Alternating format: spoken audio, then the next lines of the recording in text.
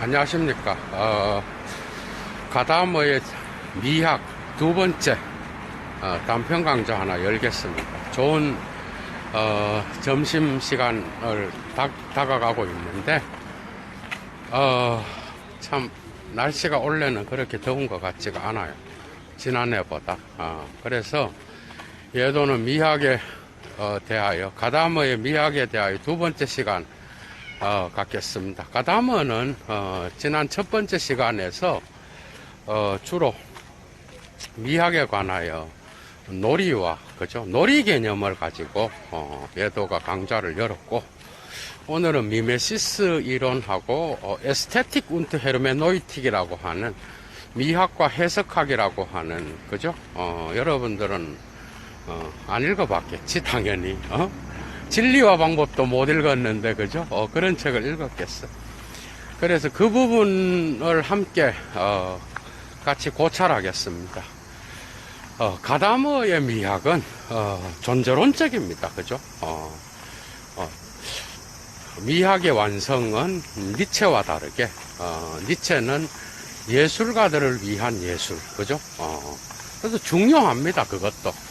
그런데 가다머는 예술 작품을 보는 그 관람자가 어떻게 예술가의 예술 작품과의 관계 안에서 관람자가 해석하는지, 그 관점을 주로 포인트로 잡아서 자기의 미학 이론을 펼쳐 나갑니다.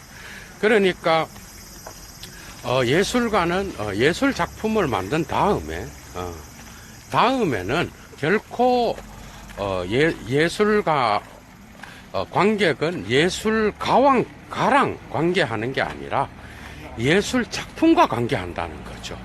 그러니까 포스트 모던 시대에는 어떻게 보면은 작가는 죽어야 작품이 사는 거랑 같은 개념입니다. 그러나 우리는 또 예술가의 실존을 무시할 수 없습니다. 예술가의 실존을 강조하는 그러한 아감벤이라든지 니체라든지 여기서 배울 수 있는 거는 또 예술가가 어떻게 예술 작품을 만들면서 그의 실존 안에서 고투하고 우리의 삶과 일반인들의 삶과 어떤 점에서 다르고 예술가의 고민이 뭐고 이런 것들을 주로 고찰한다 그러면 가다머는 관객과 예술 작품의 관계, 그래서 관람자를 통해서 작품은 완성된다라고 하는 이런 존재론적인 미학을 강조하고 있다고 볼 수 있습니다. 여러분들이 렘브란트의 그림 야경꾼을 한번 보셔요. 야경꾼.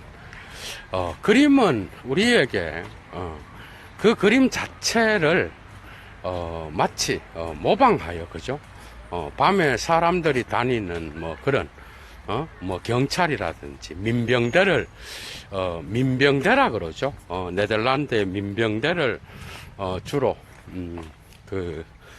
자기의 주제로 삼아서 그림을 그렸는데 어떤 느낌이 들어요? 그런 작품을 볼 때 작품은 언제든지 모방이죠.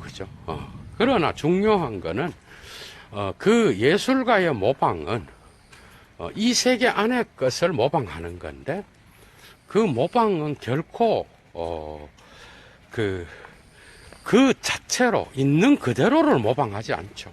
있는 그대로를 모방하는 예술가는 없습니다. 그것도 불가능하고, 아무리 사실주의 예술이라 하더라도 사물을 있는 그대로 표현하지는 않는 거죠.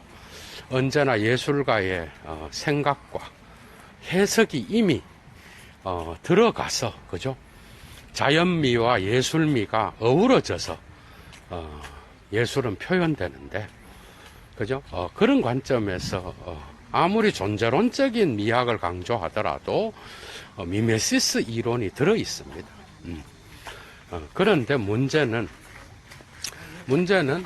우리가 작품을 볼 때 그 작품은 언제나 새로운 창조로서의 그러한 기능을 한다는 겁니다. 우리의 삶의 현실에 도전을 하고 또 우리의 삶의 현실과 충돌을 일으키고 모순을 일으켜서 삶을 정화시키기도 하고 그 다음에 연극과 같은 거 연극을 우리가 바라볼 때에도 그 주인공의 운명 속에 우리의 실존을 적용시킴으로써 그죠? 우리가 주인공과 함께 공감하는 그러한 공감을 통하여 주인공의 아픔과 또 그 죽음 또 주인공이 닥치고 있는 실존적 상황 그 속에 우리를 이입시켜서 우리를 그 연극을 바라보는 그 순간만큼은 최소한 주인공과 우리는 우리 자신을 동일시합니다. 그죠? 그래서 그 동일시를 통하여 우리의 운명을 미리 경험하기도 하고 우리의 삶에 놓여져 있는 그런 현실을 그 주인공의 현실과 일치시킴으로써 우리 자신의 삶을 되돌아보고 미래를 새롭게 기획하기도 합니다. 그죠? 그래서 그 가다머는 미메시스 이론에서 카타르시스 이론이 있어요. 아리스토텔레스의 그 카타르시스를 주로 헬라어 엘레오스와 그 다음에 포비우스라고 하는 거죠. 그것을 번역을 어떻게 하는가 하면은 일반적으로 독일어로 midnight 동정이나 푸얼히트 공포로 번역을 한단 말이야. 엘레오스는 엘레오스는 동정으로 번역을 하고 그죠? 포부스는 공포로 번역을 했단 말이에요. 지금까지. 그런데 이것을 가다머는 다르게 번역하여 전율, 샤우들, 그죠? 전율로 번역을 해서 관객이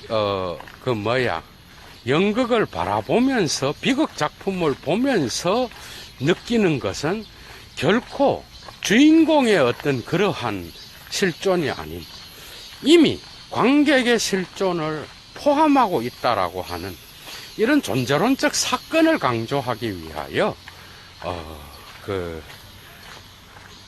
가다머는 자기의 아리스토텔레스에 대한 그러한 이론을 미메시스 이론을 수정하려고 하는 거죠. 그죠? 그런 게 있습니다. 그러니까 그 렘브란트라고 하는 그 야경꾼의 그림을 보면 그림이라는 건 뭐예요? 현실을 모방하는데 현실의 전부를 모방하는 게 아닙니다. 현실의 부분을 모방하는 거죠. 그런데 예술 작품이 위대한 거는 그 부분을 모방을 할 때에 철저하게 그 모방을 그 부분 속에서 관람자로 하여금 그 부분을 보게 한다는 거예요. 그러니까 예를 들면 이런 겁니다. 야경꾼에 있는 인간을 우리는 밤에 있는 인간이 야경꾼에서처럼 그렇게 조명되어서 우리는 인식한 적이 없어요. 그런데 렘브란트의 그림을 보면서 야간에 인간이 이런 방식으로 보일 수 있겠구나. 그리고 그 특정 장면을 조명함으로써 그 특정 장면에 그전에는 비본질적인 것으로서 여겼던 그 관객들이 이제는 그 작품을 보면서 본질적인 걸로 그것을 인식한다는 겁니다. 인물화도 그래, 인물화도. 그죠? 인물화도 예전에는 이 사람, 인간을 요렇게 봤는데 특정 인물화를 인간은 특정 그림을 보면서 예전에 인간은 이런 방식으로 나타난 적이 없었는데 작품을 통하여 새로운 어떤 그러한 관점을 얻게 됨으로써 삶에 대한 그죠? 그러한 전체적인 그 인식을 바꾸어 놓음으로써 예술이 하는 역할은 그런 겁니다. 그래서 예술은 언제나 인간의 관람자의 실존과 관계되어 있는 거예요. 그냥 예술 작품, 예술 작품.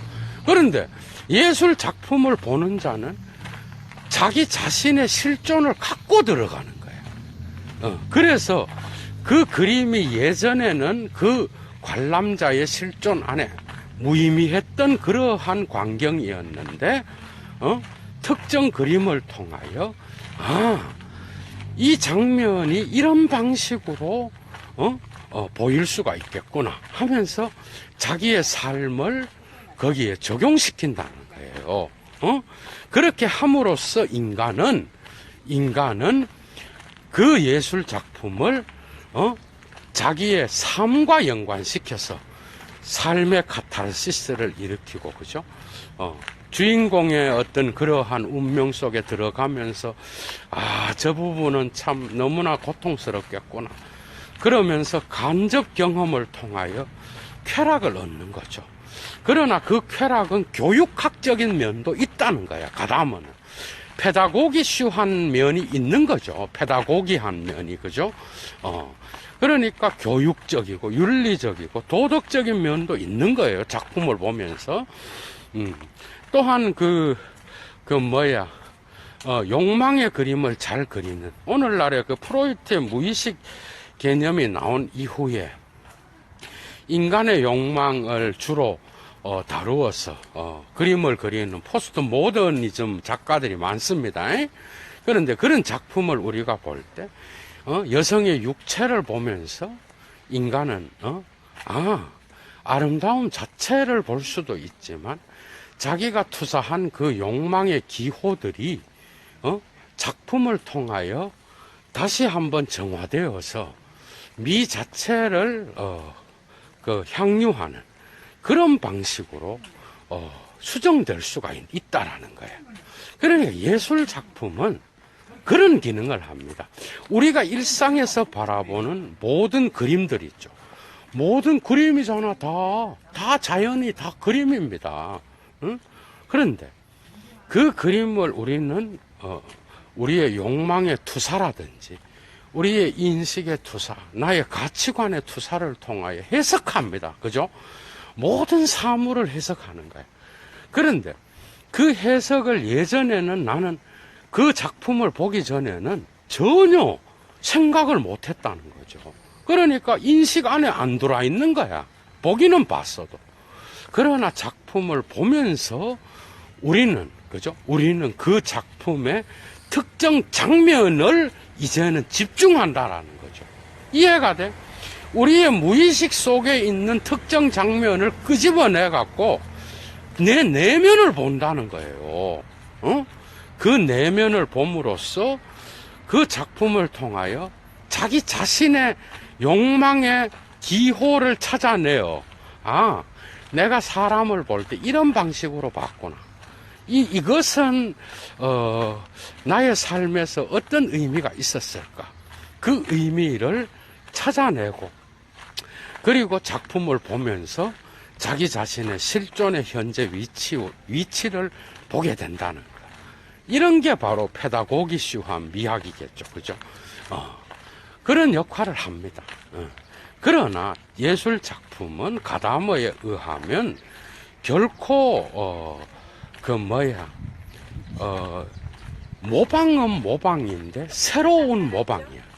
그러니까 모든 관람자가 그 작품을 보고 공감을 하고 의미화를 하고 그 다음에 그 작품을 해석할 수 있는 것은 그 역시도, 관람자 역시도 예술가와 같이 이 세계 안에 사는 존재라는 거죠. 맞죠? 그도 인간이고, 그죠? 그래서 그가 겪었던 그 모든 경험들이 투사되어 작품을 통하여 드러나는데, 그 작품 속에서 심지어 그 예술가의 영혼까지도 읽을 수가 있다라는 거예요. 아주 높은 경지겠죠? 그런 거를 읽을 수 있는 거는 뭐야? 이미, 예술 작품의 진리는 이미 존재하는 거예요. 이해가 돼? 이해가 돼요? 이 세계에 완전히 새로운 것은 하나도 없습니다. 응? 완전히 새로운 게 어디 있어? 해 아래 새 것이 어디 있습니까? 하나도 없어. 그런데 문제는 그 예술가가 해석한 특정 장면은, 그죠? 우리가 이미 경험한 것이지만 새로운 것으로 해석된 것이고, 그 특정 장면이 새로운 것으로 다가오지만 우리가 이미 경험한 진리 사건으로 다가오는 이유는 우리는 언제나 이 세계 안에서 인간으로서 살아갔다라는 거. 그죠? 그래서 진리는 이미 존재하는 거야. 언제나 이미 있었던 것이 지금 나에게 새롭게 다가오는 거예요. 그래서 미학에서 미메시스 이론은 아리스토텔레스의 미메시스를 가다머는 그런 방식으로 수정합니다. 어떤 예술가도 있는 그대로를 모방하지 않는다는 거. 물론 아리스토텔레스도 그런 모방을 이야기하진 않습니다. 그죠? 그런데 문제는 여기서 가다머는 과거의 진리, 아남네시스라고 하는, 여러분, 뭐예요 이게? 그리스어로 뭐야? 아남네시스가 뭐야? 상기예요, 상기. 기억이야.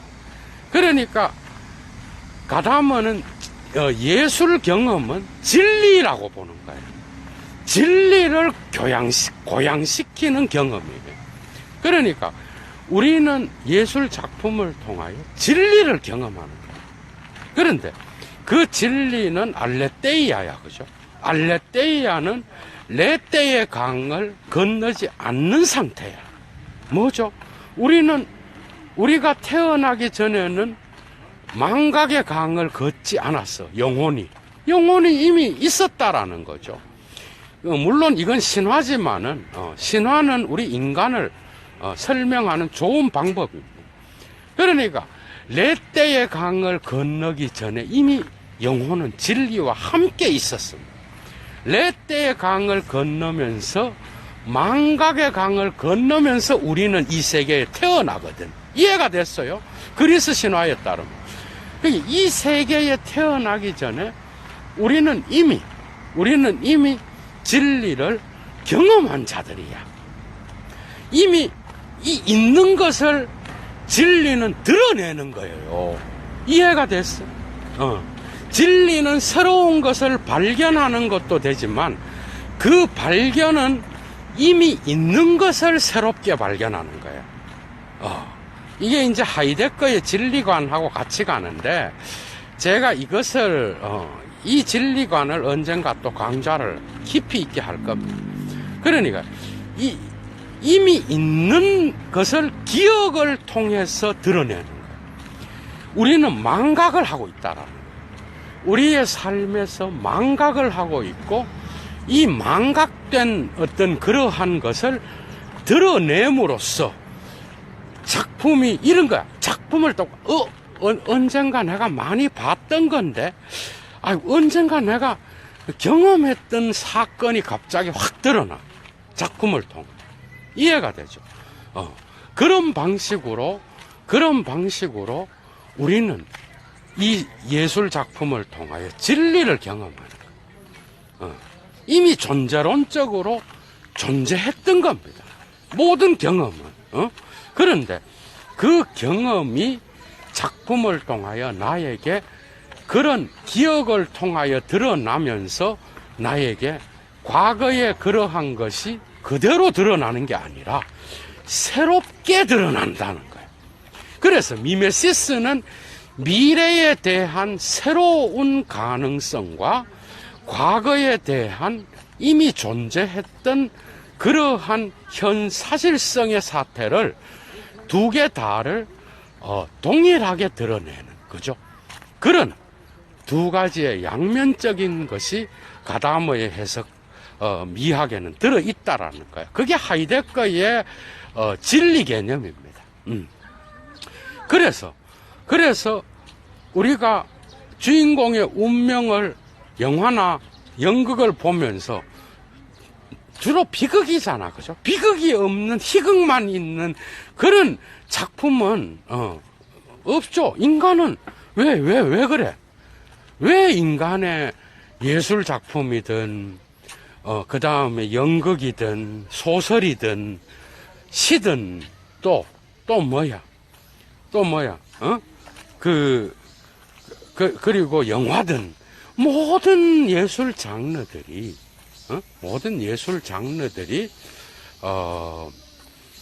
비극을 다루는 이유는 인간의 실존을 제대로 표현하는 게 비극이라고 보는 겁니다.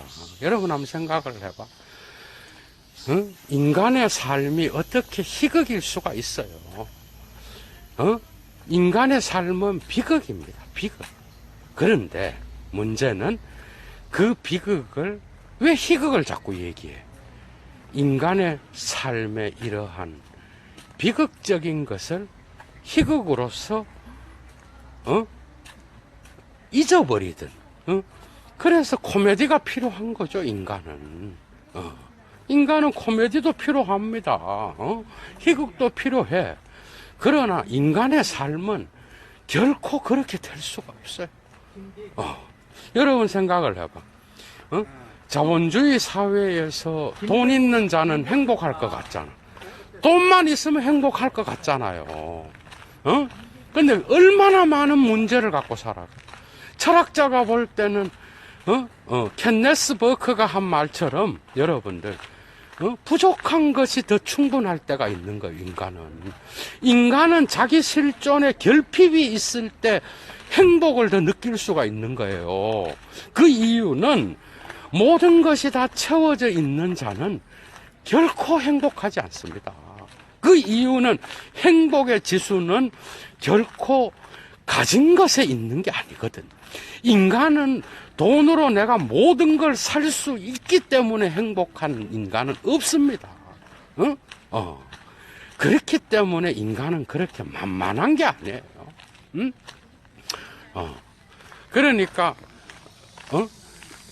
모든 인간은 내면이든 외면이든 해결되지 않는 문제를 갖고 있어요. 그게 바로 인간이죠. 아이조차도, 자기 내면에 비극을 갖고 있는 거죠. 아이들조차도. 좋은 세상 보고, 좋은 거 먹고, 좋은 거를, 경험하도록 내 새끼를 기르고, 코미디입니다, 여러분. 코미디지, 코미디. 그건 지 바램인 거지. 세상에 그런 세계가 어디 있어요, 그런 세계가. 지가 영원히 살 수 있으면 몰라. 지가 뭐 신인가? 신도 희극을 주장하는 신은 없습니다. 이 세계는 그렇지가 않아요. 모든 인간은 비극을 경험합니다. 그죠? 인생에서. 그러나 그 비극을, 인간은 진실로 대면할 수 있는 자도 있지만, 대부분이 그것을 회피하고, 자기 방식대로 소화합니다. 그죠? 이 소화의 과정에서 인간은 특정한 인격이 형성되는 거겠죠. 그러니까 예술 작품은 그러한 인간의 근원적인 어떤 상처라든지 근원적인 그 내면의 문제를 볼 수 있게끔 만들어주는 역할을 한다. 그게 예술의 위대성이에요, 여러분. 그러니까 예전에는 비본질적으로 그냥 싹 스쳤던 그러한 의미들이 소설을 읽으면서, 여러분, 피네건의 경야라고 하는 거죠. 그 다음에 제임스 조이스의 작품을 한번 읽어봐. 예전에는 여러분들이 그냥 스쳐 지나가면서 지나갔던 그런 자연에 대한 의미들이 새롭게 해석할 수 있는 법을 배울 수 있는 거예요. 그러니까 작품을 통하여 우리는 이 세계의 의미화를 다시 한번 배울 수 있는 거예요. 그게 바로 예술의 기능입니다. 그러니까 언제든 모든 진리 사건은 이미 있었던 것에 대한 기억으로서 다가오지만 그 진리 사건은 언제나 새로운 것이라는 것. 이해가 됐어요. 이게 바로 가다머의 진리관입니다. 그죠? 왜냐하면 모든 예술 작품은 동일한 게 없습니다. 다 다르죠. 나무 하나를 그려도 10,000명이면 10,000명이 다 다르죠. 그리고 특정 포인트를 강조합니다. 그랬을 때에 인간은 예전에 못 봤던 관점을 작품을 통해서 획득하는 거죠. 그죠? 그 획득을 통하여 예전에는 무의미했던 그러한 장면들을 의미화시킬 수 있고 그 의미화 과정 안에서 나의 과거와 나의 삶에 살아왔던 지금까지의 삶이 조명될 수 있는 그런 역할. 그러면서도 새로운 가능성으로서의 그러한 삶을 진단할 수 있는 그런 게 있는 것이죠. 그래서 모든 예술 작품은 삶의 진리를 고양시키는 진리를 고양시키는 그런 경험을 할 수 있는 게 바로 예술의 경험입니다. 그죠? 이게 바로 가다머의 미학의 핵심적인 그러한 그 이론이라고 할 수 있습니다. 그러니까 밤의 인간들, 야경꾼들을 우리가 봤잖아. 그런데 그 암흑 속에서 렘브란트의 그림을 보면 마치 유령 같아요, 인간이. 그런데 옛날에는 그냥 밤에 사람이 지나간다 이러면서 의미화하지 않았던 나의 삶이, 그죠? 특정한 어떤 그 그림을 통하여 의미화할 수 있는 작품을 계속 보면은 또 다른 의미화가 일어나는 겁니다. 그죠? 그것이 현재의 나의 삶과 연결될 수 있는 그러한 존재론적 사건으로서 우리는 작품을 체험하고 있다라는 이게 바로 가다머의 미학의 핵심적 주제라고 할 수 있겠죠. 그러니까 우리가 살아가고 우리가 이 세계 안에서 경험하고 세계 내 존재로서 인데어 벨트 자인으로서 우리가 이 세계를 경험하는데 있어서 우리는 모든 것을 다 경험할 수 없습니다. 그죠? 모든 인간은 감각과 지각과 기억과 생각과 인지 능력 이런 게 다 다르잖아. 그러니까 그 다른 인간의 어떤 그러한 내면을 우리가 다른 방식으로 세계를 해석하는 그런 인간들인데 그 지금까지 살아왔던 그 세계의 의미화를 우리는 작품을 통하여 새롭게 규정할 수 있는 그러한 가능성을 얻는다는 거예요. 그러나 그것이 모든 작품의 새로운 가능성은 언제나 이미 존재하고 있었던 우리가 망각하고 있었던 그러한 기억일 가능성이 상당히 많다라. 이제 이해가 되죠. 이게 바로 가다머의 미학이 추구하고 있는 그러한 이론인 거죠. 그리고 우리가 가끔 그 피카소의 그림을 보잖아. 여러분 한번 봐봐. 피카소의 그림을 보면 그 그림이 예전에 우리가 느꼈던 그런 얼굴이 아니잖아요. 입체로도 보이고 우리가 예전에 얼굴들을 봤을 때 그 타자의 얼굴을 인간의 얼굴을 그런 방식으로 묘사한다는 건 뭐야? 예전에 우리 인간들은 저 인간이 눈, 코, 입 달려 있고 눈과 코와 입과 귀가 멀쩡하게 달려 있네. 저 인간이네. 이렇게만 생각했던 것들이 그림을 통하여 우리는 인간의 일그러진 모습도 있겠구나.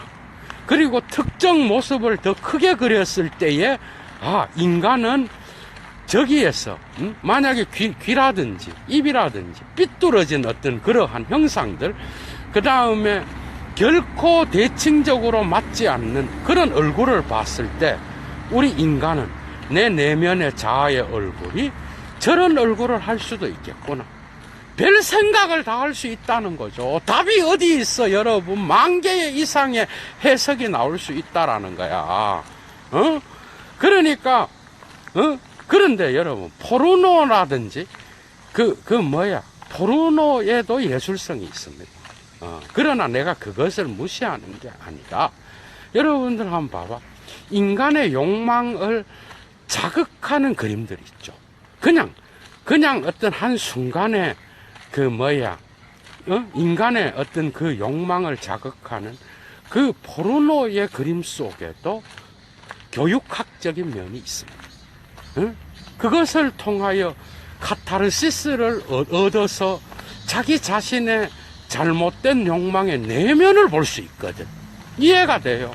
그런데 그런 그림들이 진리 사건으로서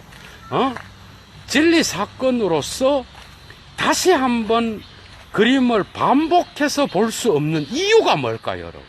여러분 한번 생각해봐. 썬데이 서울이라든지 옛날에 또 저질 소설들, 3류, 4류 소설들, 막장 드라마 보기는 좋아요, 여러분. 그러나 그 작품을 다시 보지는 않는다고. 이해가 돼요? 그건 왜? 삶의 진리에 작품에 초점이 맞추어져 있는 게 아니라 그런 것들은 진리와는 동떨어진, 그죠? 삶의 진리 사건을 경험할 수 있는 그런 작품이 아니고 인간의 욕망을 잠시 충족시키는 이런 예술 작품들도 있다라는 거죠. 이런 것들은 대가들의 작품과는 게임이 안 되는 거예요. 여러분, 인물 구성도 그렇고 그런 것처럼 모든 작품은 이 세계에 있는 것을 모방합니다. 그죠? 그러나 그 모방은 언제나 예술가의 영혼을 통하여 정화되고 다시 수놓아집니다. 그래서 작품 안에 들어오면 그 작품은 더 이상 현실의 어떤 현실을 모방한 거지만 현실과는 동떨어진 그러한 어떤 벽이나 어떤 액자를 갖게 된다 그러지. 그건 다른 현실인 거죠. 동일한 세계를 표현했지만 인간은 그 그림을 보게 되면 그 그림 속으로 빨려 들어갑니다. 그 그림 안에서 인간은 또 다른 하나의 세계 속에 들어가는 거예요. 그리고 그 안에서 자기의 내면을 바라보기 시작하는 거죠. 이제 이해가 되지. 그리고 그 내면 안에서 그죠? 자기가 지금까지 배워왔던 무수한 전이해들을 점검할 수 있고 그 장면 안에서 지금까지는 보지 못했던 새로운 그러한 어떤 예술가의 윤곽과 강조를 통하여 나타나는 그러한 것들을 봄으로써 지금까지 보지 못했던 그런 관점들을 새롭게 획득하게 된다는 겁니다. 이미 그 획득은 이미 예술가의 실존 안에 있는 게 아니라 그 획득은 관람자의 실존을 포함하고 있으며 그 관람자의 실존과 더불어서 그 작품은 또다시 그죠? 이 세계 안으로 편입되는 그러한 세계 경험의 사건으로서 나타난다라는 거예요. 결국은 동일한 겁니다. 그죠? 그래서 우리는 허구를 무시할 수 없는 거예요. 이 세계에서 작품이 소설이다, 허구다. 그 허구, 현실이 아니니까 허구겠죠. 그러나 그 작품이 위대한 이유는 그 허구가 언제나 인간이 경험할 수 있는 그런 허구라는 거예요. 그래서 허구의 세계는 가짜의 세계가 아니라 언제나 인간이 경험할 수 있는 이미 경험했던 과거의 흔적이나 새로운 미래의 가능성으로서의 그러한 허구의 세계를 표현하고 있기 때문에 허구와 역사는, 그죠? 허구와 역사는 그렇게 큰 차이가 없는 겁니다. 이해가 돼요?